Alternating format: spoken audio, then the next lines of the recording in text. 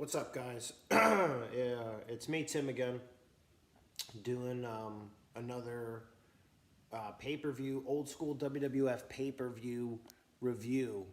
I'm not going to do any rebooking or anything like that, not changing anything up. I'm in my PJs. I'm back in the garage here, out in the man cave. And again, these are pay-per-views that I rented as a kid. I talked about that a lot on VHS from the video rental store when both of those things were still a thing.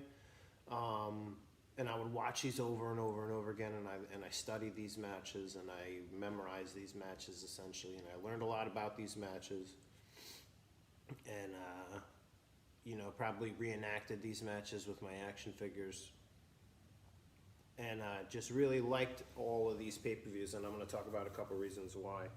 And this is sort of a mishmash. I was going to do, I really had just a couple of them left. I want to originally do Survivor Series. I had a list of all these ones that I wanted to do, and I've done a lot of them. These were the last three I had left. I had written about Survivor Series 1991, Royal Rumble 1993, and King of the Ring 1993. And then I started up, and I was going to do Survivor Series 1991. And then I realized I didn't really like that pay-per-view, I feel like, as much as I thought I did. I don't know why I really wanted to write about it. That was the first real Survivor Series that, started to not really feel like a Survivor Series. Focused less on the tag team elimination matches and more on just regular matches. So I decided, you know what, I'm not even going to really talk about that one. It's a good pay-per-view. All of those classic ones, anytime you got Hogan, that's where Hogan loses the title to The Undertaker. Anytime you got Hogan involved in those early 90s pay-per-views, it's money. But I'm going to skip that for now, and I'm just going to go start with Royal Rumble 1993. Again, Royal Rumble is my favorite gimmick match. It's my favorite pay-per-view and stuff like that. This took place on January 24th, 1993.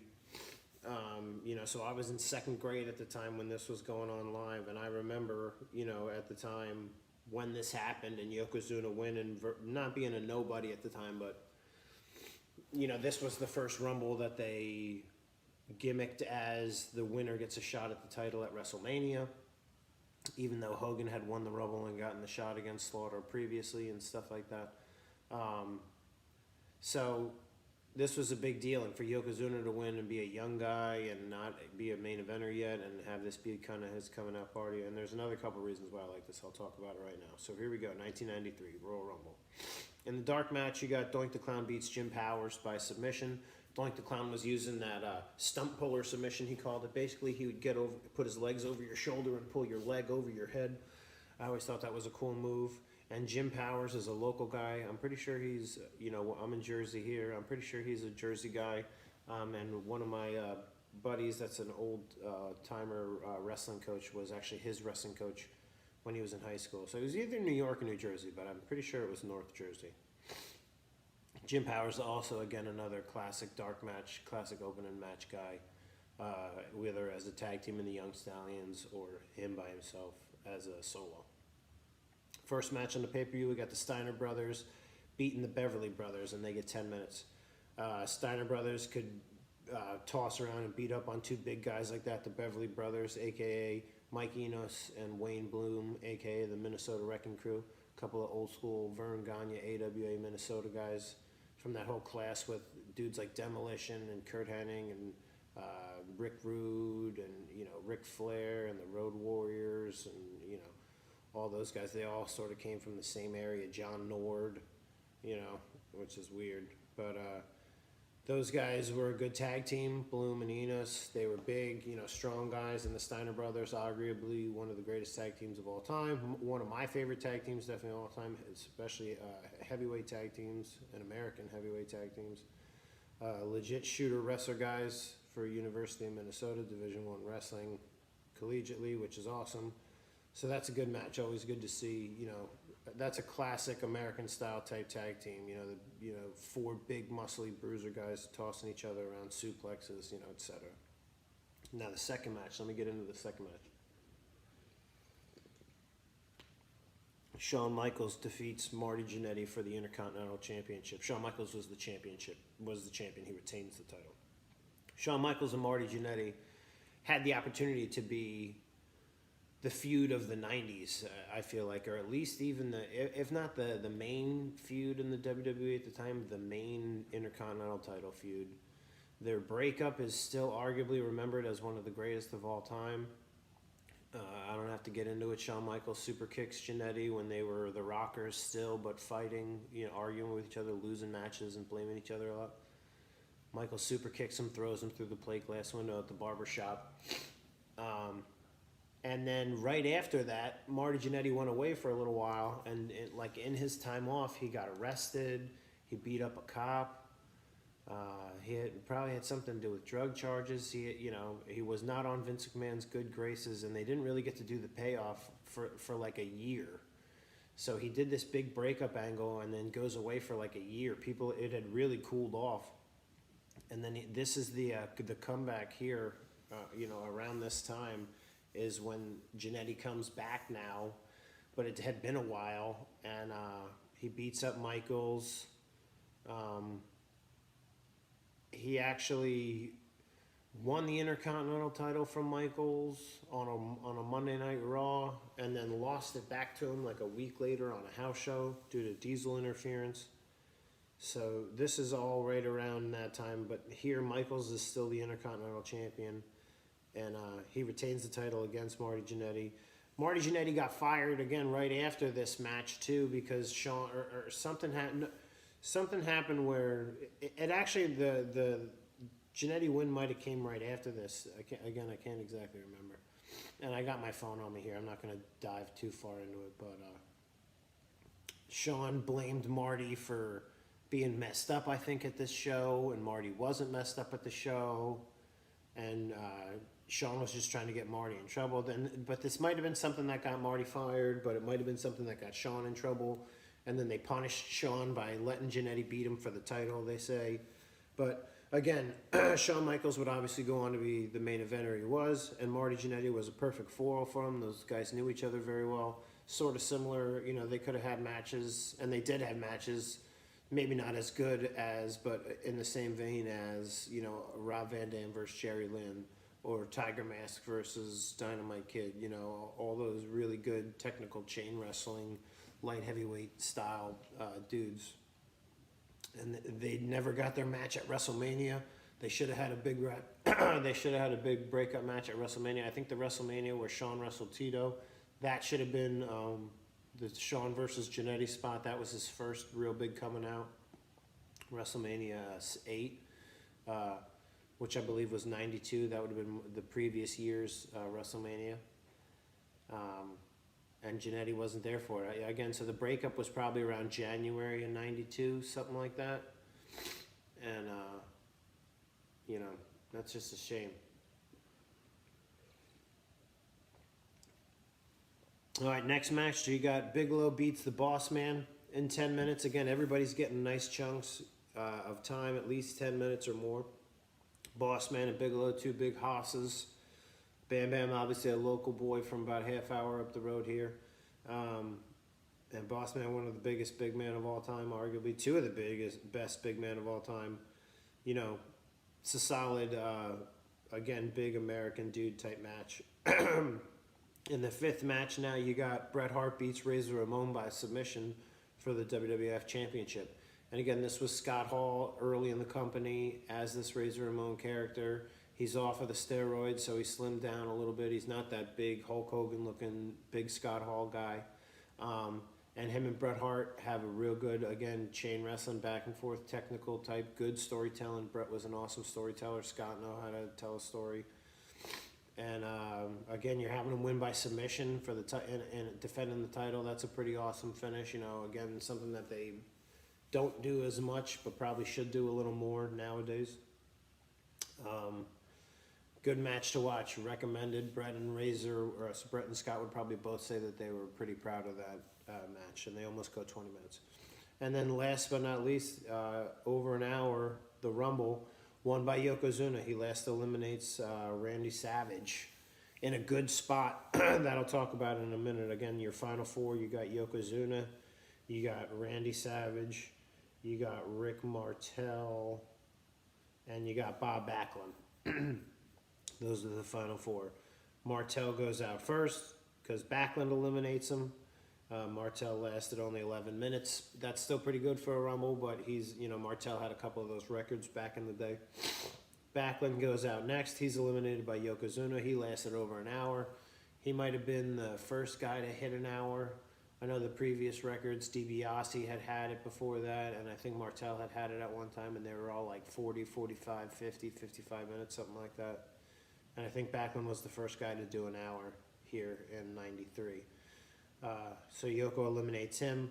Then it comes down to Randy Savage and Yokozuna. Randy Savage, obviously at the time, is a former two-time champion at the time, because he had won it at WrestleMania 4, lost to Hogan, and then he won it from Ric Flair at WrestleMania 8 and lost it right back to Ric Flair not too long afterwards. Randy Savage hits Yokozuna with the elbow drop. Goes to the top rope, which is dangerous in a Rumble. Hits Yokozuna with the elbow drop. And then goes to pin Yokozuna in the Rumble precariously by the ropes.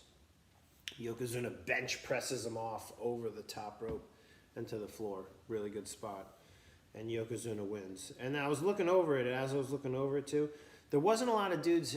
I wasn't thinking about this when I was in second grade watching this pay-per-view live, but there wasn't a lot of dudes in this Rumble that realistically could have won it. You had Ric Flair, okay, he had won the previous Rumble, last year's Rumble, and the greatest Rumble of all time, 92. And he was number 3 in that Rumble. Here he comes in number 1. So it's like, man, if he's going to win this, he's really got 2 long roads, and he'd have to go back to back. Maybe you got DiBiase. Maybe you got Backlund. Both, Backlund goes an hour, DiBiase goes 24 minutes. But you had Undertaker in there. He only does 4 minutes in this Rumble. Like, he was kind of a formidable foe.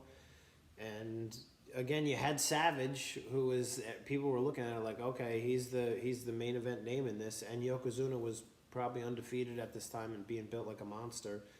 But again, you had guys like Papa Shango, Brian Knobbs, Virgil, Jerry Lawler, Max Moon, Tenryu when they were working with Tenryu, Skinner, Coco Beware, Samu, the Berserker, Terry Taylor was in this, Damien Demento, IRS, Sags, Typhoon, Fatu, Carlos Colon is in this one for some reason, Repo Man. Yeah, like these guys are not guys that are going to, if they're talking about this guy's going to main event WrestleMania, they're not going to be guys, that are going to do that. But Yokozuna wins here. He lasts 14 minutes. He eliminates 7 guys. That's pretty darn good. And again, you go out with a heel standing, supreme basically at the end of the show. And that's pretty WWF didn't do that a whole lot. All right, let me see if I can get a King of the Ring. All right, now King of the Ring 93. King of the Ring 93 is the next one and the last one I want to talk about on this video. Again, I love tournament brackets. I love tournaments. It's, in general, I wrestled scholastically from a kid through high school, and I was involved in a lot of tournaments, and to see your name in that bracket, and in the scholastic world, you'd always be seeded. They always seed the NCAA finals and stuff like that. 1 through 8. If there's 8 guys, who's the best gets the first seed. Who's the worst gets the A seed. 1 wrestles 8, 2 wrestles 7, 3 wrestles 6, 4 wrestles 5. So seeing what seed you're gonna get, seeing what wrestler you're gonna have to wrestle in the first round, that kind of thing. It's very exciting.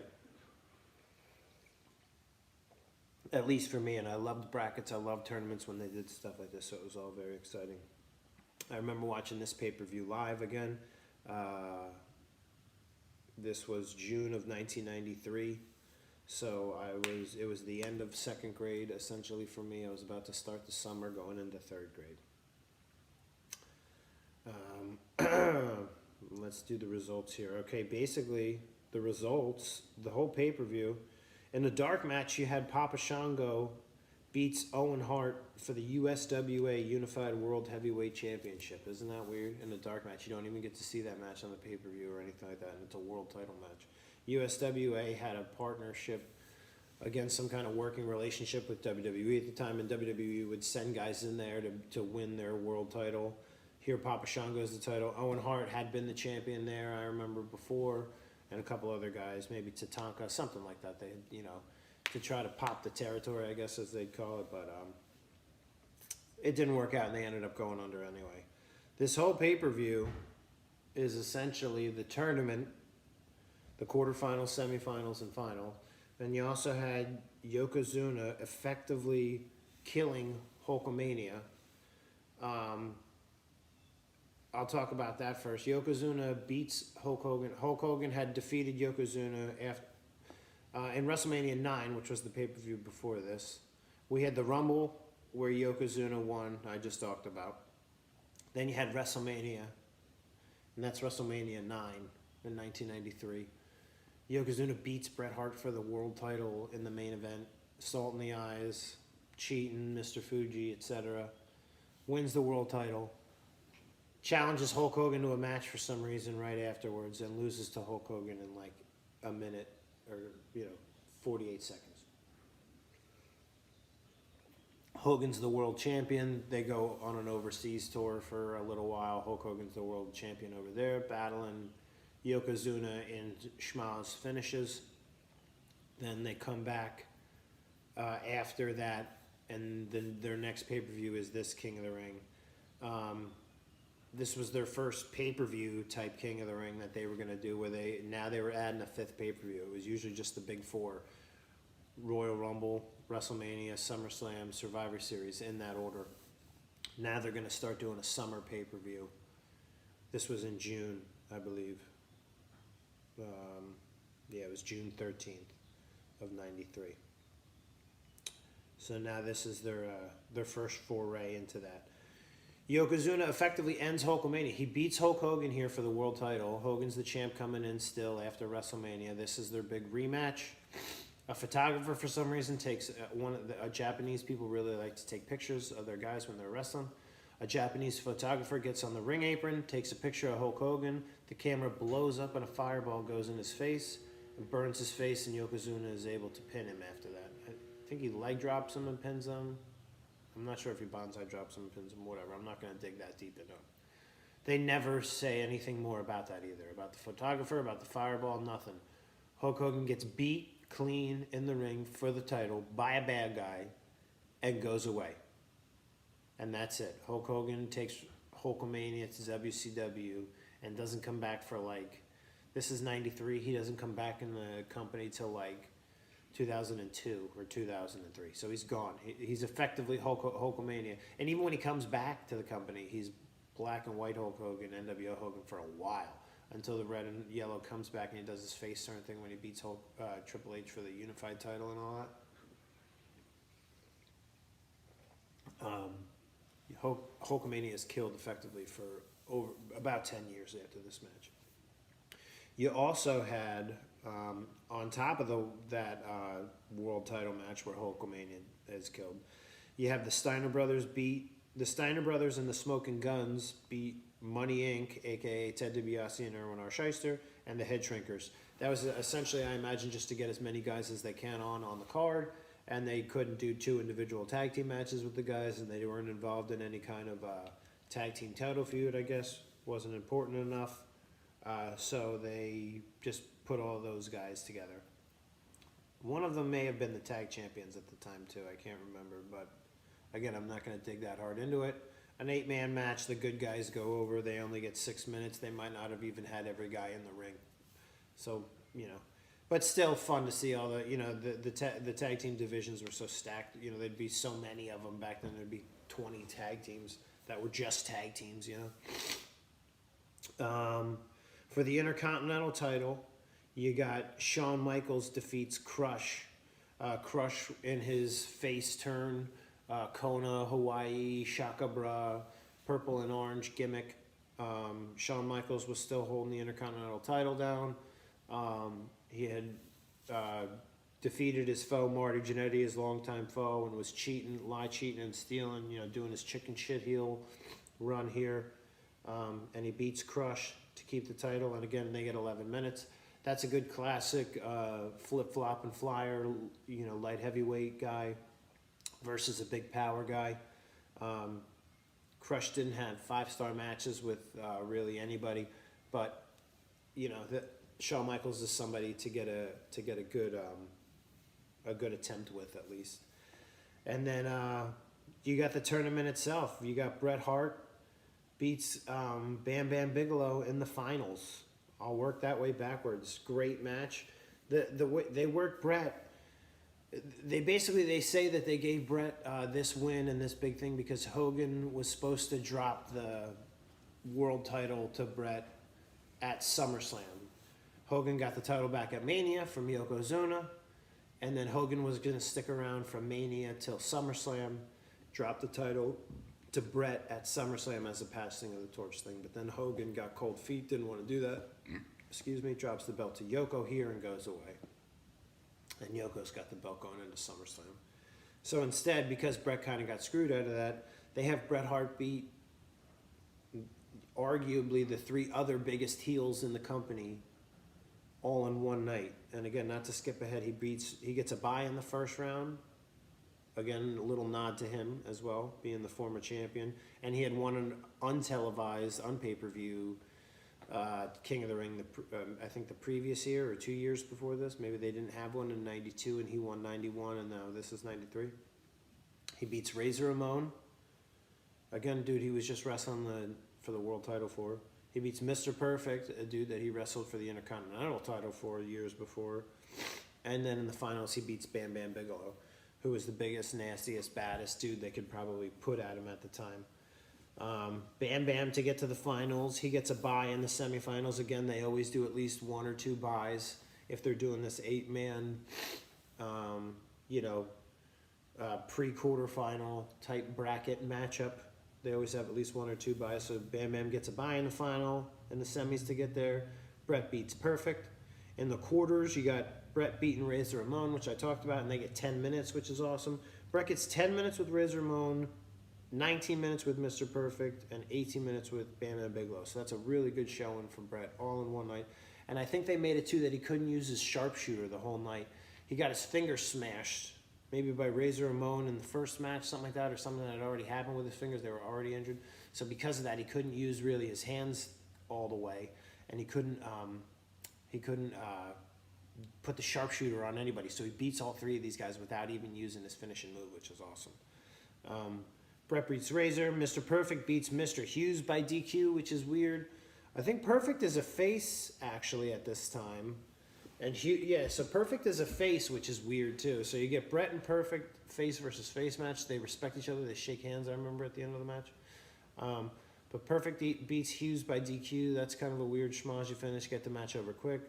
Bam Bam Bigelow beats Duggan. Again, 2 big Haas dudes fighting each other. Tape fist, dudes smacking each other around. Bigelow gets that. And then the other quarterfinal, you have Lex Luger and Tatanka go to a 15-minute draw, which is good storytelling, too, because Tatanka and Luger were feuding at the time. Tatanka was the face. Luger was the heel at the time. And I know I think they were just doing tag house show matches and stuff like that. I don't think they had any other pay-per-view matches, but I know that they were wrestling each other. And this was before even their Money Incorporated feud that would eventually turn Tatanka heel, which is funny because here Luger is the heel, Tatanka's a face, and then in that feud they flopped. And then in the pre-quarters, again, you had Bret Hart getting the bye. Razor Ramon beats Tito Santana. They only get 3 minutes, but again, Tito's one of the best hands WWE ever had, former Intercontinental Champion. If you're beating him in 3 minutes, he's probably a 2-time Intercontinental Champion, former Tag Champion. That's a nice rub for Razor, who was still basically a main eventer dude. Mr. Perfect beats Doink, and they go 11 minutes. I know those guys, again, house show loops and stuff like that, Raw matches, Superstars tapings, those guys... this was the original Doink, I believe, still too, Matt Bourne. So they always put on, Doink was surprisingly always putting on good matches at this time still. And again, if you got Perfect as an opponent, that's money. Mr. Hughes beats Kamala by count out in 2 minutes. 2 minutes and 45 seconds. Again, that match is probably just there. 2 big guys. Didn't really want to, nobody wanted to get pinned. Nobody wanted to job, and they didn't really want to waste a lot of time making a finish for it, so they just have each other beat each other up and go count Duggan beats Papa Shango. Again, Papa Shango is getting jobbed out a lot for such a big medicine scary character at this time. He was always usually getting jobbed out in the dark match or the opening match. And here's no different because Duggan beats him. They go away 8 minutes at least. But again, still Duggan had that name recognition. And Bam Bam Bigelow beats Typhoon.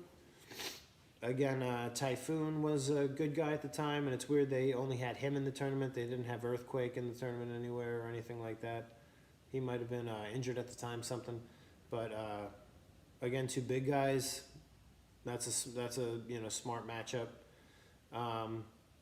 And for the Luger and Tatanka match, oops, I dropped my phone. Luger beats Bob Backlund again by countout. They had a lot of schmozzy finishes. Luger beats Backlund by countout in 4 minutes. This is back when he was doing his lead pipe in the forearm gimmick and he was knocking everybody out and stuff. So that might have had something to do with it. And Tatanka beats Giant Gonzalez by DQ in less than 3 minutes. So again, you got Tatanka beats Gonzalez by DQ, 3 minutes. Luger beats Backlund by countout, less than 5 minutes. Luger and Tatanka have the 15-minute draw. You have Mr. Hughes beats Kamala in less than 3 minutes by countout. You have Mr. Perfect then beats Mr. Hughes by DQ in 6 minutes.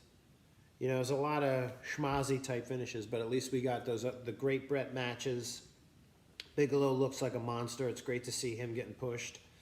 And those are all great. You know, this is like, watching this pay-per-view is like watching a DVD of Bret Hart's best matches and stuff like that. So this is a good one to watch. Again, you got great Shawn Michaels action. You got Hulkamania officially going away for a long time. So this is a great one that I used to watch and study. You probably won't see me rebooking that tournament because there's nothing to rebook about it. It's perfect. You wouldn't be able to do it any better. And I just wanted to talk about those and give some little tidbits and facts about why I like them, why they're awesome. This is not planned. I don't have anything written down. I'm just going basically, again, it's nice to have the phone. I skipped out on a couple of those videos. I'm trying not to do that anymore. But, you know, just off the cuff, off the fly, just like we were sitting here talking as friends, sort of like a podcast. Put it on, listen to it, think about it, comment some other things you like about it if you want to, and look forward to maybe some more wrestling type videos and stuff like that. Shaka bra.